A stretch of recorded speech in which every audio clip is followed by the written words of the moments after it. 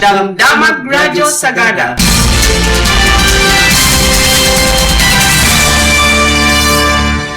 Di Radyo Sagada at umuna ti tangatang na mangidanon kadagiti damdamag. Iti 104.7 FM, idanon mi kada kayo ti madama mapaspasamak iti Pagilian, iti Cordillera, iti Northern Luzon. Ken banbanag may panggap iti komunidad. Damdamag Radyo Sagada.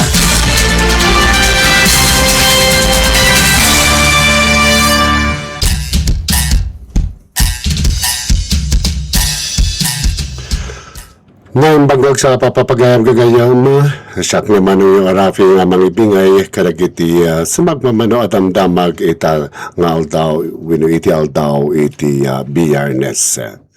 Manipod kadagiti ulo dagiti damdamag lokal kan iti detalyena. Nasurok 50 professionals nakipaset iti tree planting iti sagada para iti CPD kan panang salimutmut iti aglawlaw. Nang idaulo ti lokal gobyerno iti sagada iti panangimpitar iti Professional Regulation Commission PRC Cordillera Administrative Region kaspasat iti panangragsak iti 63rd Foundation Day iti munisipyo iti Hunyo 25 ken 26 2026. Ti aktibidad ket nang ipaay kadagiti professional iti kundaway ang makaurnong iti continuing professional development with the CPD units. Idi Hunyo 26 nang ipastok mat iti tatayaon kay sakbay dayta iti Hunyo 25 nakikoordinar iti PRC CAR iti opisina ti Sendro Sabangan tapno maisabay iti tree planting activity para kadagiti professional ang mga la iti CPD units. Iti lugar ti tatayaan kan mabisin ang kilang kat pasat ti National Greening Program wano NGP iti DENR gapuna nang itod iti Sendro Sabangan iti 1,000 pine tree seedlings na imula iti lugar idin panakaypasdak ti tatayaan cave. Naituloy ti tree planting activity iti Kalman Hulyo 9, 2026 iti mabisil babaen iti panagtitinulong ti PRC CAR kan Sendro Sabangan. Dagiti aming nga nakipasat iti aktibidad ket dagiti professional ang nakaurnong iti CPD units. Kadwada iti panagmula dagiti mula dagiti empleyado iti MLGU Sagada, personal ti Sagada Municipal Police Station, Department of Trade and Industry, Sagada Fire Station, AFP 102 Infantry Brigade, Bureau of Jail Management and Penology, kandad dumapay nga individual. Agdama, dumanon iti nasurok 50 professional ti nakipasat iti tree planting activity. Amang ipakita iti panagtitinulong para iti panang salimutmut iti aglawlaw ken panang suporta iti programa ti gobyerno iti reforestation.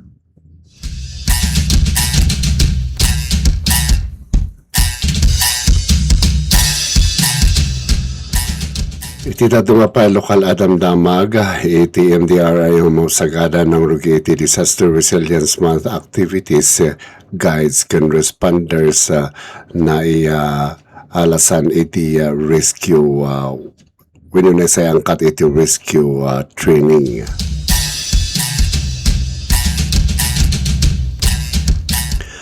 Nagrugi iti munisipyo iti Sagada babawid iti Municipal Disaster Risk Reduction and Management Office with MDRRMO iti panangisagana kadagiti aktibidad para iti panang celebrar iti National Disaster Resilience Month iti bulan ti Hulyo. Kaspasat ti selebrasyon ng isayang ti MDRRMO iti Occupational First Aid Training OFAT para kadagiti tourist guides ti Sagada. Ti training kat naglaon iti panangipabilig iti kaamuan kan kabailan dagiti guides iti panangtod iti umuna at tulong no ada emerhensya wenno aksidente iti komunidad iti pamilyada wenno kadagiti bisita. Malaksik iti first aid na isayang katmat dagiti guys iti water safety rescue ken cave rescue tapno mas nakasagana ida iti anyaman a pasamak nang runa kadagiti lugar a pagbisitaan dagiti turista na angay daytoy nga ofat idi bulan ti Hulyo. Iti mata bulan ti Hulyo nang rugi iti Mountain Rescue and Evacuation o MRE training apakiramanan dagiti personal iti Philippine National Police, Bureau of Fire Protection, Bureau of Jail Management and Penology. MDRRMO staff conserves iti sagada. TMRE training kat naglalayon na amang papigsa iti kamuan kinalaing kan kinaalerto dagiti responders iti panang isa grap when panang salakan panang isa grap iti operasyon ti mountain rescue ken evacuation kabilang kadagiti na adalan da iti natayeng kanda iti husto nga pamayan iti panagusar kadagiti lubid iti panagisalakan kadagiti biktima iti nangato no duraas when naduraas kanarikat a pagrescuean ang lugar. Dito nga inisyatiba kat mangipakita iti tuloy-tuloy a panagsagana iti munisipyo ti Sagada tapno mapaktalin na iti kinasagana ken kinatalged ti komunidad iti anyaman a kalamidad wenno emerhensya.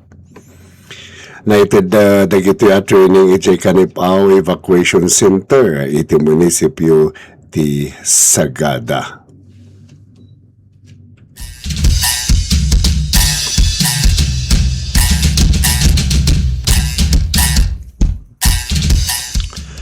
Iti na dumapayalo kaladang damag iti bipat ti Sagada nagsanay tapno mapapigsa iti talnakon seguridad iti komunidad. Ngayon sayang katmat ti Sagada Municipal Police Station MPS iti masa training para kadagiti kamang iti barangay peacekeeping action team wenno bipat ang nagtaudan iti naduma-duma barangay iti munisipyo ti Sagada.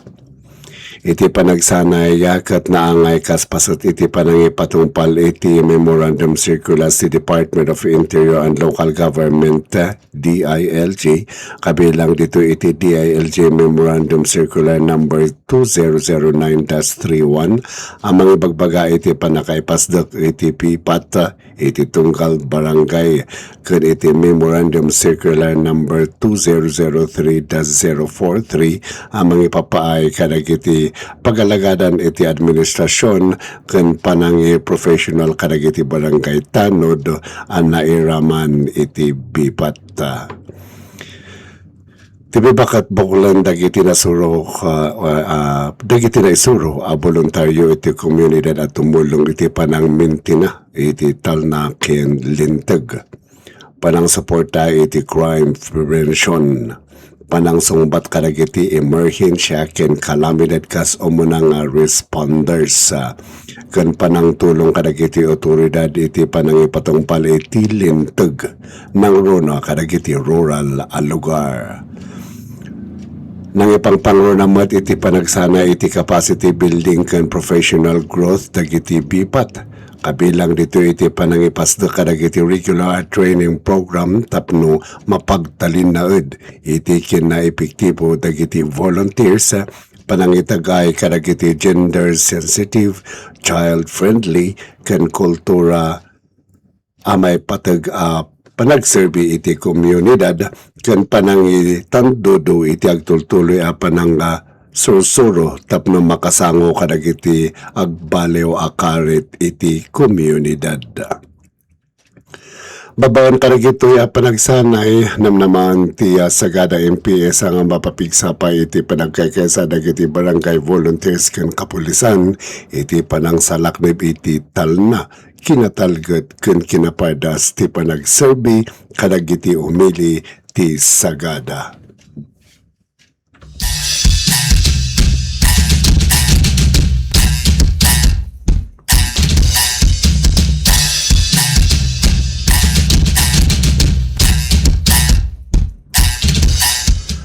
Kadagiti damdamag regional, iti Eastern Samar, dinayag iti magnitude 4.9 ang ginginid.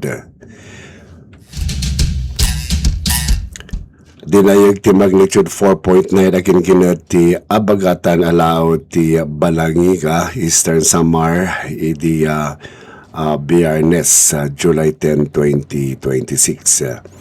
Sigun iti Philippine Institute of Volcanology and Seismology, Winifilvox, napasamak ti ginginad iti alas 12:46 iti agsapa. Adaan da iti kaunag 91 kilometers. Sigun iti ahensya, awan iti manamnama adakkel apan nakadadaal kadagiti sanikwa. Malaksik iti data, awan matlang iti manamnamang aftershocks.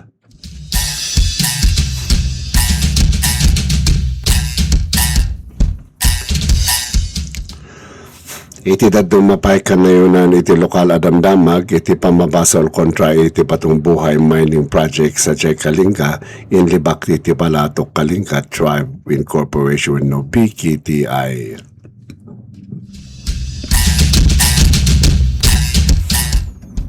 Inibkas ti Balatok Kalinga Tribe Incorporation BKTI saan apudno dagiti agwarwara sa pamabasol kontra iti batong buhay mining project sa Jay Kalinga. Sigun kini Victor Gumisa, member iti BKTI, saan anagapo iti opisyal liderato ti tribo Council of Elders ken katuan kadagiti umili ti Balatok Pasil Kalinga dagiti agwarwaras a pamabasol. Inayon no gumisa ang manipod iti 2008 na awat ti BKTI iti National Commission on Indigenous Peoples in CIP kas opisyal ang mangibagi iti Balatok Tribe. Isut ka po na nga daan iti karbangan ang mangipasya iti panagaramat kadagiti mineral iti ancestral domain. Suportada mo iti Board of Directors ken kaduan kadagiti panglakayon iti tribo iti responsible a panagmina. Sigun kini gumisa, pinili ti BKTI iti Metals Exploration kas partner iti proyekto nga mangipay iti tribo iti 20% equity ken representasyon iti Board of Directors. Napresentar mo't iti draft iti Memorandum of Agreement with MOA ang naglaon iti panakaibango ti dalan health centers, scholarship, trabaho, kanda dumapay a proyekto para iti komunidad. Nupay kastain lawlawag ni gumisa saan palangan na pirmaan ti MOA wenno GOA kinuna ng saan nga agperma aging saan ang nakonsulta ti entero at tribo dagiti abogado ken professional. Inayon ni gumisa dagiti kontra iti proyekto ket adda bukod da pagimbagan nang runa numapiktaran ti illegal a panagmina. Sigon kinkwana iti legal ken responsible a pagmina wenno pagmimina ket mayang mangipaay iti trabaho, infrastruktura, edukasyon ken salunat bayat ang mga pangrunamat iti Certificate of Ancestral Domain title wenno CADT ken Ancestral Domain Sustainable Development and Protection Plan. Kinunapay at ni ti Batong Buhay Mining Project at saan lang ang makatulong ti Balatok Tribe nudikat iti panagdaras mat iti industriya iti critical minerals iti Pilipinas.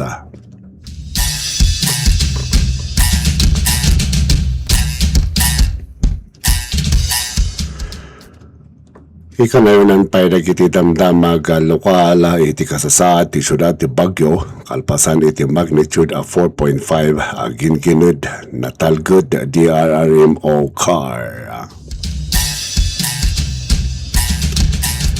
Kinumpirma ni Engineer Jose Valera, Chief of Disaster Risk Reduction and Management Office, Cordillera, Wenno CDRRMO car nga awan iti negatibo nga epekto tinapasamak ag magnitude 4.5 agin ginit iti syudad ti Baguio. Iti pagkiyatongtong dagiti media kinunana nga awan iti rumbang nga pagdalagan ti publiko. May basa iti obserbasyon ti opisyal na naya si ti panakipatungpal ti duck cover and hold kabayatan iti nasao agin ginid. May naigiti dayta nagpalagip ni Engineer Valera Asaan nga agpanik kani ipatungpal ti duck cover and hold iti kanito mapasamak ti kapada nga insidente. Iti agtamaawan iti manamnam mga aftershock nung inyo na iunay ni Engineer Valera nga kanayon nga aganad ken nakasagana. Kabayatan nakikidawon ti opisyal aso kimatan dagiti saan ang natalgad a lugar ng rona dagiti unstable apasat iti syudad tapno may stabilize ken maliklikan ti anyaman nga insidente.